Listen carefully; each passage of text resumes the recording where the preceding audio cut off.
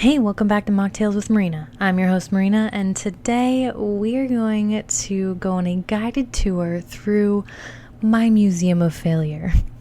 Now, before we dive in, I do want to point out very quickly here that failure is a prerequisite to success and creating a museum in the first place. Because let's be honest, if we're talking about the story of life, no great story starts with and they were born and they had it all figured out and they did it perfect.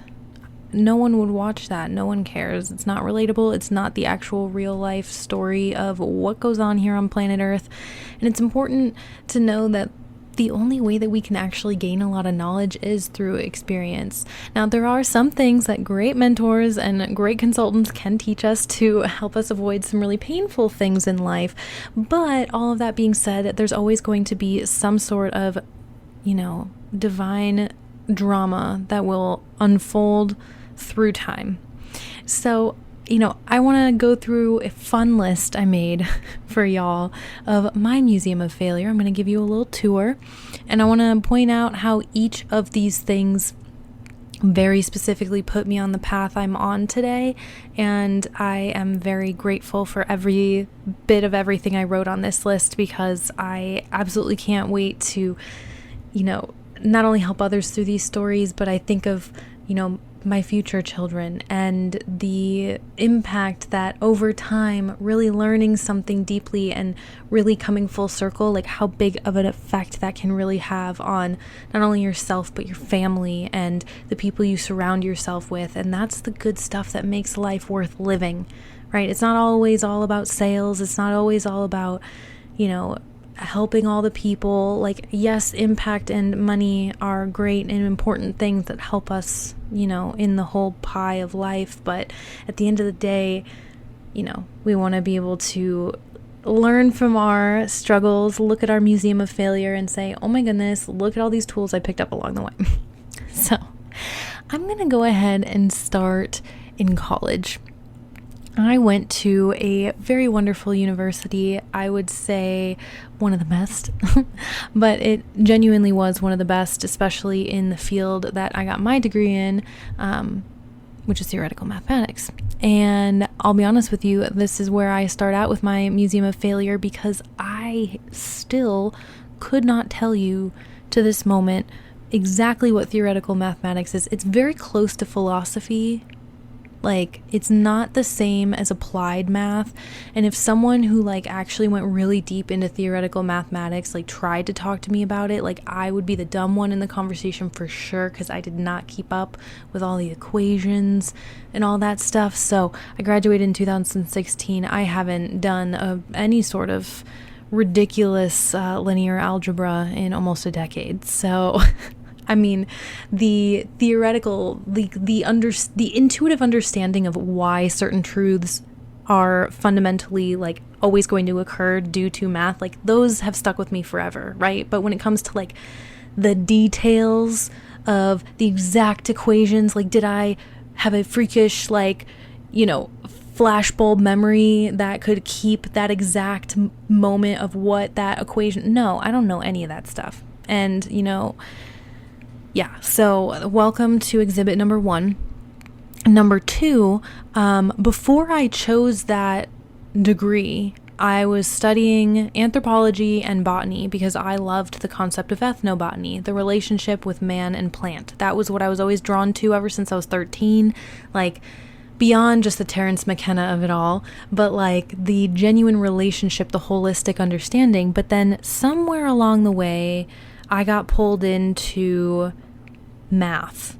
And yeah, I was always good at math, but it wasn't that it was my calling, but there was information that I felt I needed to understand there, which, to be fair, yes, it has made me a much more logical thinker, and it has been very helpful for a lot of things. However, I find myself thinking I wonder what would have happened if I stayed in college an extra year and just had an extra also took more anthropology and botany to really well round it, because that's the career I'm in now. So the gut feeling I had, I always knew I would end up here. So no matter if it sounds crazy, if you're yeah, I want to go to college so I can learn how to go and do drugs in the rainforest and learn things about life. Like, no parent wants to hear that.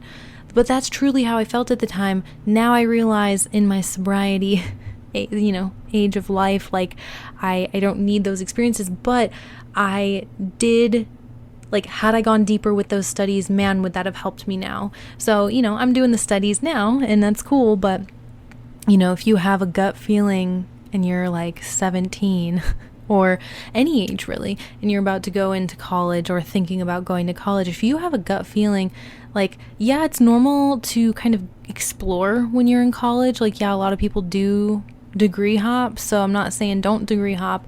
All I'm saying is if you already went in there with a passion, like, don't switch it up. I mean, you can't, I don't know. I don't know if that's advice I'd give everyone, but that's my Museum of Failure. So if you happen to have a co-exhibit, if there's a collaborator in this art piece, holla. So then we move on a bit, and also kind of through time in a weird way, because all along, ever since I was 5, I think even before I was 5, I might have even been 4 or even 3. I'm not sure. I have to double check with my mom. But I've been dancing for a very long time. Like, my earliest memories are in dance classes, and, there's a difference between, like, you show up for a dance class and you're a toddler versus the kind that you're actually at recitals for. So I feel like that's where it gets fuzzy in my head. But I've been doing it forever. I've been always doing the thing, performing and being with a group of girls to do the fun of dancing and choreography and all the things. And so when that was that was my first career, and I started right away, and I, did so much with performing and teaching and coaching and producing shows and all of that. I had, like, right when I hit the peak, COVID hit. And while I could have found ways to hold on, because a lot of people did do, like, virtual shows, I did have another full-time job that carried me through, so I could have just waited for the world to open back up and everything could have just resumed and I could have adapted. But then my heart changed, so it felt like really weird, here in my Museum of Failure, in this exhibit here, looking at how it actually felt to deal with your first dream dying and not understanding why until years of sobriety start to peel the onion layers back, and I can see, oh, now I know why. And now we're going to get into the more dark side of the Museum of Failure. So the more time that went on between, me quitting the entertainment industry and now, it has become more clear to me certain situations that I thought were kind of sketchy back in the day. It turns out I was just too drunk or too focused on the performance that I wasn't really fully aware of the situation. But with hindsight, now I see how much danger I truly surrounded myself with, how risky of behavior it truly is to be, doing what I was doing, performing in a lot of venues, fueled with booze, and a bunch of clubs and establishments don't mind drugs being around. So, things can get pretty crazy out there. And I can't help but to think of all of the people that I had negatively affected during that time. So as a performer, as a producer, there's always all the jokes like, oh, everybody looks prettier and everybody's jokes are funnier the more you drink. So the more you drink, the more of a good time you're going to have, because, the whole thing is like, in order to be a performer or producer at these bars, you have to be able to show the bar that you can make it money. How do you make the bar money? By selling drinks. So you end up becoming this, like, advocate and salesperson of alcohol without even really being fully aware of it.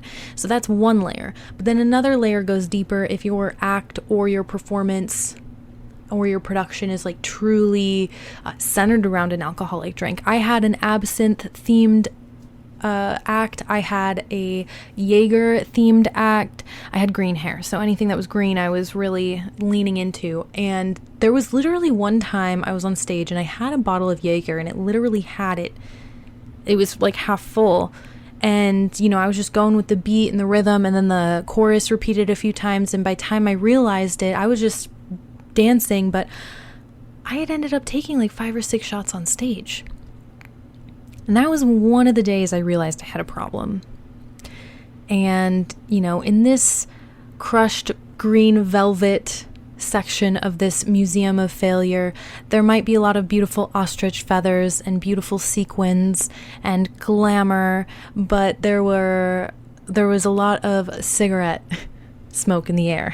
There's a lot of unhealthy decision making and kind of numbing out the aspects of the job that I wasn't feeling right with. Let's take this another layer deeper. So there were a few performers I now understand were alcoholics or bipolar or some sort of, condition that didn't need additional alcohol being fed into them. Not only alcohol, but whatever other substances were around as well, and lifestyle choices. And I was watching so much mental health decline, so many risky behaviors that not only just impacted the person making the decision, because I'm all for you do you. If you want to go be destructive over there. But the moment you start to involve other people, just innocent bystanders or people who had nothing to do with you that you dragged in, that's when I start having a problem. And the more and more I reflect on my time in the entertainment industry, the more I recognize that there were some more subtle and nuanced ways that people would go about these things. They'd be these undercover narcissists. They'd be, very controlling, manipulative about the way that they would kind of go about this behavior, but it was still there. And in some roundabout way, I said, yeah, come to these shows, support these people, do these things because, hey, it helps my career. Who cares if they suck? We're all drinking anyway. Maybe we'll all forget. It's fine. You may think like, oh, you do that once or twice. It might make you feel some type of way. I'm telling you, I was in this environment for years and I wasn't focused on a lot of the morality behind a lot of what I was doing, and all I mean is what was the impression I was leaving on people. I was acting incredibly cathartic when I was performing and creating, and I knew that, okay, well, if this is going to be the way I am, then this is going to attract a certain crowd, right? And I was able to make enough money to make a career of it, so that's super cool, and I got to do all the fun things, but at what expense? And what I mean by that is, yeah, there were a lot of times that I did write love letters and do certain things, but there's a lot of times when I chose gigs over friends' very important special days. And that's the kind of stuff that you can't take back when you're just a workaholic about stuff, and you're a workaholic about stuff that wasn't as nearly as meaningful. Welcome to my museum of failure. Well, moving out of the cigarette-smelling, velvet-crusted, sequined, sparkling land, we move into a more recent development, which is, look, I am 30 years old and my anxiety still feels the same as it did 10 years ago, but I have convinced myself that at least it's being put to good use. The anxiety I feel now is much different than it was back in the day. It's still there, and it's one of those things that I will be working on for a lifetime. But I've learned to channel it and learn to figure out how to use it to help other people, how to especially help my family and have my family better understand me so that we can all learn and grow together. Because, another part of my museum of failure is that I am a recovering people pleaser. I think it's very important to, I've been in the service industry forever. So no matter what direction you look, every day you're healing from some other interaction, then someone else turns around and treats you like garbage. You don't need to, you could be in a perfectly wonderful, life that you grew up in, but then you could end up in a toxic work environment or a series of toxic work environments that causes you to feel a certain type of way. Now, I'm not saying every place I've ever worked felt that way. I'm just saying in general, that's how life works out. And if you mix enough of toxic pieces of that life pie into your 20s, I was working on it. So I was, I'm constantly in that recovery phase. And the coolest thing about being an entrepreneur is that it has taught me exactly how to fix it. Because if I don't, our income depends on it. I need to get over myself, or else the income will decline.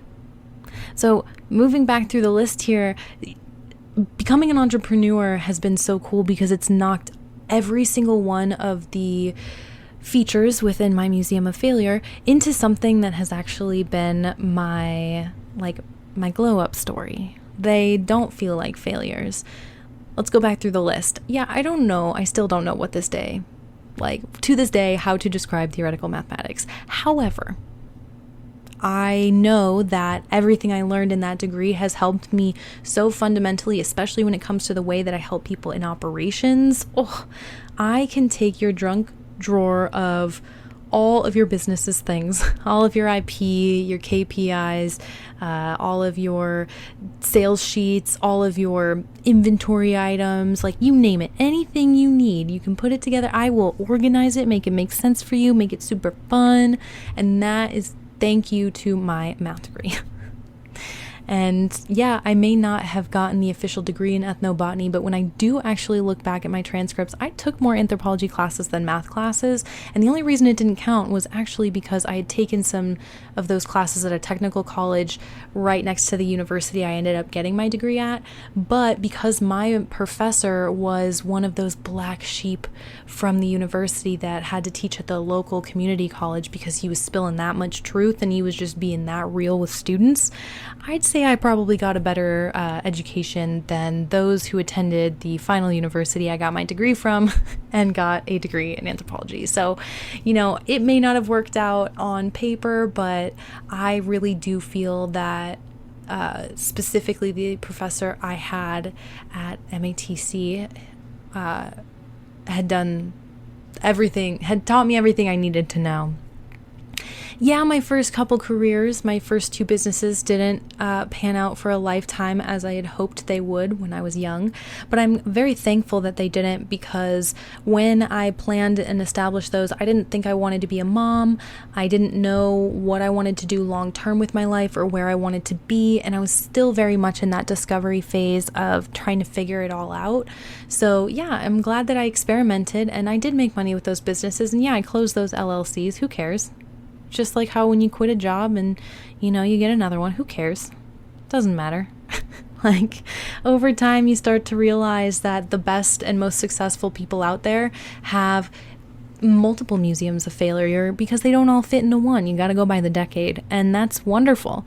I constantly see this quote floating around that's like, hey, if content you made a year ago does not make you cringe now, then you are not growing. You are not able to see obvious radical change, which means, hey, have you just been sleeping, recovering? What's going on? We need to work in a direction that moves you forward. When I look at that anxiety and how much that's helped me, it's helped me understand my family, my husband, my dogs, my shelter dogs. They go through so much, and because they are weird. They are huskies, so they're already weird when they're dropped off at shelters because they're very social animals, which means they're socially heartbroken because something crazy happened. Then, one of them has health concerns, so that just makes them different. And then all point of that story is if my husband and I are not incredibly aware of our feelings and our presentation, then we can see it starting to interact in the environment around us, i.e. our dogs.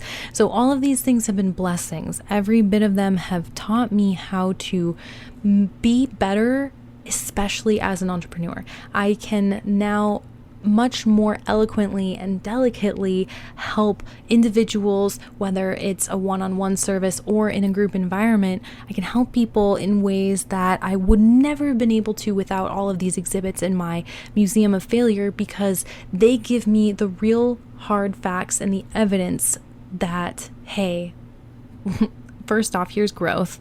Look at all these things I've learned. But on top of that, the ability to adapt through anything and to be able to make things work for wherever you're at, that's the most important skill of all, because at the end of the day, most things are teachable, but are you teachable? right? So anybody can technically learn rocket science. When people say that, it's like, okay, it's not that it's impossible for anyone to learn. It's you just need an incredibly well-rounded teacher to be able to teach the rocket science. Now I want to take one more look at the crowning jewel of my Museum of Failure, which is all of the dark things that I had seen during my time in the entertainment industry that I had helped bring to life, right? I helped people get a little bit too drunk sometimes. I helped people, push away things and just party and maybe not make the best decisions for the next day. And all of that being said, of the hundreds of bars that I've been through, of the many people I've met and the many experiences I've had, I would not be able to work in the non-alc space at all without this insanely specific Museum of Failure, because it shows me, okay, what truly is the difference between a toxic nightclub environment that's not increasing the wellness of your life, and what truly does help. And what are those subtle differences, and how can we employ either different drinks or different events, different atmospheres, different processes and procedures in order to really help people make the choices that you feel good about. And it's not about pushing people into any sort of ideology, because that's not the case. No one's forced to come into these businesses. But if I'm going to devote a single ounce of my energy out to helping people in the world, it has to be truly helpful for me in my my definition. So what I mean by that is I don't want to help you buy alcohol. I don't. I'm so sorry if you think that's helpful. I will not help you in that way. But I would absolutely love to help anybody who wants to make beautiful third spaces, beautiful, very comfortable, very helpful and meaningful environments and places to be able to serve great products. Due to all my time in nightlife, it's so much easier for me to see what type of person people are when they're out in the world and they're not at work, right? When people are chill, who are they really? And what do they really want? It becomes very easy for me to figure out, okay, how can I help in a way that's actually going to make a positive impact on the community? And now that I have that question really nailed down, my anxiety has nothing to do with the way that we help people or our job, social media, nothing at all. My anxiety more so comes from, how come I feel like I'm not doing enough to help? Or there's got to be a better way to do this, right? And that's the key difference here. So I want you to take a moment to think about what things have made you feel some type of way. And let's say that you are someone who wants to open a non-alc business, whether it's a bottle shop, a bar, an e-commerce sort of platform. Maybe you want to be a non-alc influencer, content creator, whatever it is that you want to do and monetize in the non-alc space. I want you to think about why. Why did you get this inkling, this passion? Why did it come up? And I want you to think about why from the perspective of your Museum of Failure. Failure in quotes, right? It's not actual failures, but what are the things in life that led you down this path? Because without really understanding that story, you are going to potentially run into more super avoidable exhibits in your Museum of Failure. Again, it's great to have some things in your Museum of Failure, but if there are things that we can avoid so we don't have to have duplicates of the same exhibit, for example, we want to be able to pay attention and see what are the big whys behind what I'm doing now so that I can really double down on that, right? Because like I said, the pandemic, the shutdowns, even though that did temporarily shut down the nightlife entertainment industry, I could have gone back, but I didn't. So why Why did that happen? Because I wasn't connected to the why in the right way. I was shedding that layer and moving into a deeper one. So even if you're not new, even if you're not a new entrepreneur, maybe you have a new venture, a new revenue stream, I want you to still consider all these things, because whatever you're in the discovery phase of, this is the time to date and court that why, right? This is the time to fall in love with your idea, because there's going to be some rough times, as with any long-term commitment, right? And if we are long-term committing to revenue streams, we are long-term wanting to create businesses that last longer than 6 months, longer than 8 months. We want these relationships to last a lifetime, or at least enough time to get us to our next greatest idea, right? That means they need to have some sort of scalability to them, some sort of automation to them. I mention these qualities because if we're thinking about things in the terms of business, because this podcast is very much talking about lots of business things, it's important to keep in mind the context. So shortly after you have been inside of that loving, courting moment with your idea, reality starts to kick in, right? Like you're starting to put the engagement ring on. You're like, hey, idea, I want to make you a reality. So here's what I would have to do next in order to make that happen. And that's when things start to get a little bit stressy, right? So in terms of like outside the metaphor, going back into business, this means, okay, you have an idea, but now you're like, I might be too broke to make this happen. I may not have the resources to make it happen. I might not have enough time to make this happen. I may not have enough clarity to understand exactly how I'm going to make this happen, even though I know I want to make this happen. I know what my why is. This is the heart and soul of the discovery phase of the business. This is truly stage number 1. And throughout this entire podcast, all the way up till this point, we have touched on so many different times and parts and aspects of business, but I want to really talk about the discovery phase for the rest of this podcast. And even if you're not brand new to business, this can also be the discovery phase for different revenue streams. So just keep that in mind, just in case if I focus primarily on beginner ventures as a whole. So oftentimes the 3 main complaints I get from people about like not understanding if it's time for them to move forward or not is too broke, too busy, or just not clear on what's going on, general confusion. Because of this, I have been doing a lot of thinking, because a lot of people have this for different reasons. There's no such thing as a one-size-fits-all, hey, here is the formula to get through the discovery phase of your business, because this is a creative process. This is a romantic process. So it requires mindset training, not, spreadsheet creation. I mean, yes, there are some spreadsheets, but only if that's your way of sorting through your feelings, because some people just take nature walks and that's their discovery phase, right? It doesn't have to look like any particular thing on paper. However, I will say that clarity definitely comes through engagement with the process. And if most of us entrepreneurs started when we were ready, none of us would have ever started at all. Truly. Because through engagement comes clarity.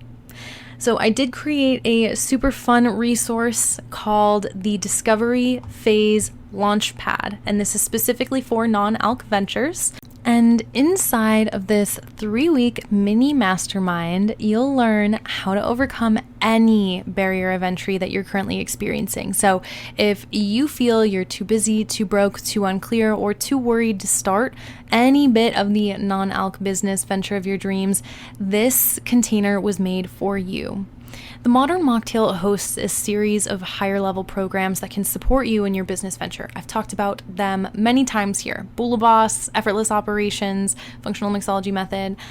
But we understand that when you first get started, this level of commitment and investment may instill more fear than necessary. So this is why we've developed this intermediary resource to create this discovery phase container where not only is it very low cost compared to our programs, normally our programs run at around $9.97 or more, but this one is only $99 as of this recording. It is subject to change, but as of right now, it is only $99 and it is a 3-week container. So let me give you a little bit more information about it. So basically what I mean by 3 weeks, there are going to be 3 live webinars. Each of those are going to be 2 hours each. If you can't make it live, no worries. There is going to be a recording and that will immediately be uploaded into your course dashboard. In addition to those 3 live webinars, that are 2 hours each. So that's 6 hours of live time with me where I'm going to be going through a bunch of topics I'm going to explain in a moment. But also there will be 3 office hour sessions for your tailor-made answers and resources for your questions. Here's the topics that we're going to go through. Number 1, we want to talk about creating clarity. So we're going to learn about developing your business plan. And if you want me to actually look over your actual business plan, that is something you can submit in these office hours, which is pretty cool. The next topic is creating cash flow. So how do you finance all of this? So we're going to learn more about funding options and current market temperature. So not only am I going to talk about funding options, but also I'm going to talk about ways that you can save money, what is very high cost and what is, a really great ROI. And then the last topic we're going to talk about is like making it happen. So you're going to learn more about executing on these ideas to their full capacity. So this is all still in the discovery phase. Again, if you are already creating that business plan, you are already in the process of looking for financing, you can submit actual materials to me for your review in those office hours. But also, if you just want to have a conversation where we are talking theoretical on, hey, what if I theoretically want to do this, that, or the other? You just want a sounding board, a think tank, a resource bank for whatever it is that you are trying to bring out of the discovery phase. That is what this container was built for. On top of that, there is a group environment. So other people who are in the program will also be totally accessible to you. Not only inside of this group are you going to see all of the announcements, you'll have the links to the actual online course so you can see all the recordings for everything, but you will also have opportunities for networking with everybody. So you aren't alone in this process, because the thing is, even as you hire staff, even as you move forward with this idea, really founders and CEOs, like owners, I know that hat isn't always the same person, but oftentimes it is. And that role is a very lonely role that no one else in the company can understand but you and other people who have founded things like yours. Or, your consultant or coach who's like right there in the pit with you, figuring out all these things together, right? So because of that, we really wanted to create this container to help people not only in private ways, like in a private enough way to where they didn't feel exposed in the world, but still in a way that fosters community. And also, one of the biggest pieces of feedback that we find when people are giving us testimonials for going through the program, any of our programs really, is they love when there are other people in the program and there is engagement happening, because oftentimes we don't know what we don't know. So when one person asks a question that we didn't even think of, we learn things that we never would have learned if we weren't together. That creates camaraderie. That makes it to where on those hard days, let's say I'm not there because it's not a coaching day, but you made a friend in our container and you can talk in the group at any time you want, no matter what time of day it is, right? So if you want to put in there, hey, I'm going through this hard thing, has anyone else dealt with this? We are here. That's my favorite part of really all of our programs. We have those containers, but specifically in the program we're talking about here with the discovery phase, oftentimes we just need to get a temperature, and we're not attached to our ideas, but we just need someone to give us honest feedback. So we like to get it from strangers because we know they don't know our feelings or care. They're just here to answer the questions. So all of this being said, this program is not open to the public year-round. And by this program, I mean the Discovery Phase Launchpad. I only have 2 sessions on the calendar right now. So by sessions, I mean like 3, I should call them terms. So term 1, the first 3-week session, will begin on Tuesday, August 6th, and it will go through Monday, August 26th. So registration for that one is open now until the 6th. So you have just about 2 weeks to pop in there. Then registration closes. Once it starts, no one can join after that point. Term 2 starts on Tuesday, September 10th, goes for 3 weeks, ends on Monday, September 9th.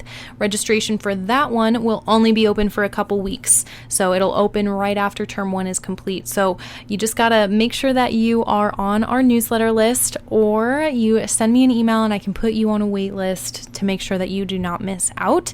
I don't know when I'm gonna run these again. I'm really... the rest of the year is going to be super fun. I'm very excited to talk about it. But that brings me to my final point. Why did we truly create this? Going back to my, most recent addition to the Museum of Failure. I sent an email about this earlier today to my newsletter list. And, very often I'm always saying, hey, we're open to feedback. We want to hear your feedback, and we always take it and we figure out how we can implement everything into the brand. And, one piece of feedback I had received early on was the desire for more free educational resources for entrepreneurs. Well, I learned a lot from that piece of feedback because it was indeed wrong. Look, my husband and I have gambled our livelihood on this sentiment, offering as many free and easily accessible resources as possible for anyone starting a non-alc business. We have been able to continue to make sales despite putting those free resources out there, so we are so blessed and thankful for that. But here's what we found. The clients who understand the process of investment do the best mentally, financially, physically, and emotionally, which allows them to lay an incredibly stable foundation. The clients who aren't afraid of setting timelines for themselves see more results and more ideas come into reality. Now here's the kicker. The clients who paid to be somewhere have a 95% attendance rate, whereas the clients who did not pay have a 20% attendance rate.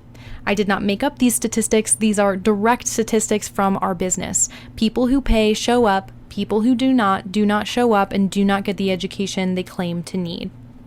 The people who asked for the free resources never ended up actually looking into the free resources provided. And I don't necessarily think that is a signal of disrespect or anything at all. What I think it is a scarcity mindset of, well, I need to do the things that make me money. And in our heads, the things that we invested our money into, well, we have to show up or else we wasted that money. So we need to make that money worth it. We're more likely to show up in class to say, okay, I'm really going to pay attention because I need to make at least $200. I need to make $400. I need to make $1,000, whatever it is, in order to cover the debt that was made by signing up for the thing, right? So that automatically is a driving force that, a long time ago, back in the day, I used to never understand the concept of paying for certain things when there's a lot of free stuff on the internet. Then I realized right when I got out of college, oh my gosh, I needed my study groups. I needed the conversation. Yeah, I can learn a lot of things, but it's so boring and it does not stick to my memory. I need to be in conversation with people. So to me, programs are transformative experiences that really on the other side turn me into a different person because I learned something that I would have never been able to really grasp as holistically without that program. So I want to mention this final point here though, that by allowing ourselves, as in the Modern Mocktail, myself and my husband, by allowing us to be very accessible to people and, keeping our programs open all the time, having all of these resources, it made people think on accident that time is not of the essence when it comes to bringing their dream to reality. And that was the real shame. We do not want to take away people's motivation by saying, oh yeah, we're here all the time, anytime, because in reality, opportunity is not that way. So as a coach, welcome to another exhibit in my Museum of Failure where, it's a subtle one, but by being there too much, by doing too much in a way that wasn't efficient, I wasn't able to help as many people hit where their goals were in the amount of time that I believe they could. So due to this, we're making a very dramatic shift in our company as of effective immediately today, July 22nd. So Bula Boss, our main program, will no longer be open to the public all the time. And in fact, we are closing the doors to Bula Boss for the rest of the year on October 1st. I know July, October, it seems far away, but that's actually only 2 months away. Hate to break it to you, we're basically at the end of July, so that's August and September. That's 2 months, that's it. So we're going to keep the doors open for 2 more months, and then we are closing it for the rest of the year. So you've got 2 months to either commit or wait until sometime next year to work with us. And by the way, if you've never heard of Bula Boss and what that is, it's our Business in a Box group program that helps owners of non-alc bottle shops and bars or lounges understand their industry and marketplace better by providing participants with educational material, access to live support calls, resources, templates, and more. This program is for new and established non-alc third spaces. Now, the reason I bring this up is because we're talking about the Museum of Failure. I don't see it as a failure, but I see it as a very important point here where we genuinely tried to make ourselves super available, and we realized, we'd be able to actually help more people who are actually going to show up if we offer a few less free events and more focused, smaller containers on bite-sized pieces until they're ready for the big investments and the big commitments. Bula Boss is a big commitment. So what do I mean by that? Bula Boss is $997. So I understand that commitment can feel like a lot, even though in the grand scheme of things, that's not a lot of money. The weight of the commitment of signing up for a big program like Bula Boss can bring up some deeply rooted insecurities that we may not have known that we had. I know that's happened to me before, where it's like I'm good for the money to sign up for something, but some other fear was holding me back. I just want to take a deep breath there, because I know how that feels to want to do something, but it feels like it's just out of reach. The thing is, we all can typically find $999 or $997 somewhere. That's not why we feel broke. Because if that were the case, no one on planet Earth would have ever taken out a single student loan. There's plenty of student loans to be had out there. So, the problem here is our mindset. We fear what we do not know or understand. We fear money if we don't understand how it works. We fear time if we don't understand how to maximize it. We fear investment and commitment if we've never seen the glory of it working with our own eyes. So I hear you if that is how you have ever felt when it comes to, okay, I know I want to do something and I want to learn, but I cannot commit to a big thing. And even if you're not interested in Bula Boss, this is a bigger lesson than that, because there's always going to be some Bula Boss in your life, whether it's with me or another type of learning experience or another $1,000 bill that can come up out of nowhere, right? So that is why we made the Discovery Phase Launchpad for only $99 for this first round.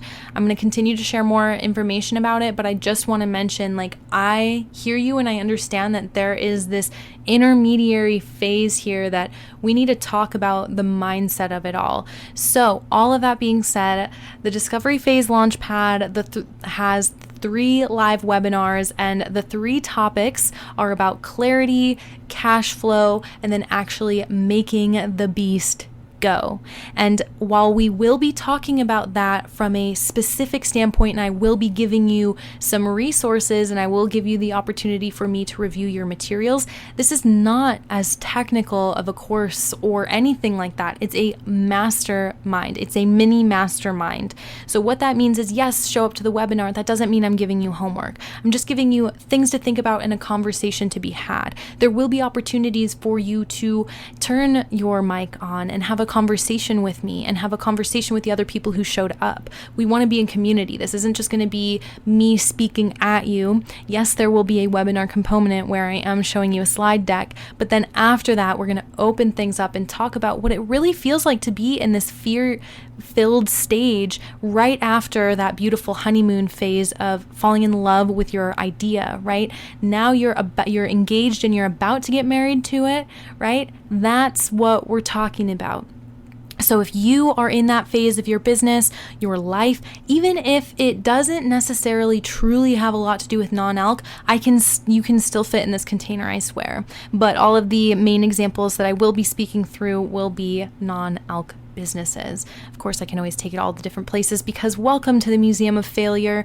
That is the lovely joy of being able to have lived a life of multiple careers. And I know I'm speaking to multiple people out there because most people have had a lot of random side gigs or hustles or trying to figure out what they're doing. And I want you to know that you are not a failure in any way, shape, or form just because you haven't felt like you've hit any sort of stride. You are still picking up all of your origin story pieces right now. You are still picking up all of your pieces before you go and fight the dragon of your life.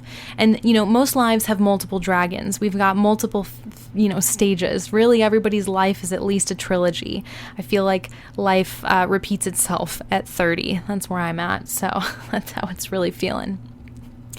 Thank you so much for being here. Again, if you have any thoughts about this episode, please do not hesitate to reach out, hello@marinamars.com. If you are especially in the discovery phase, I want you to send me an email and tell me what you are in the discovery phase of. Have a conversation with me, and I will let you know if the discovery phase launchpad is for you or it isn't. I will be honest with you, I have told people in the past who have come to me, hey, is this program for me? I have told them, no, it is not. Let me help you with something so much easier. So if it truly is for you, I will invite you in. And if not, hey, I will direct you towards any resource that could be helpful. All you have to do is reach out. And I know that can be scary. That can be just as scary as spending $1,000 on something because the very act of writing an email, putting it on paper makes it real. And I invite you to think of this last thought that I will leave you on. I truly do not believe that fear is divine. I truly do not believe that fear is divine. And granted, I know not everybody shares my faith, but I just genuinely believe this so deeply because fear is the absence of love. It's the absence of having faith in yourself and, your higher power. It is the absence of believing in yourself and what you're doing and how you can truly help people. And that's what's holding you back. Fear is not divine. So if you need help getting rid of any of that fear, please send me an email. I would love to help you out. As always, if you need anything, just let me know.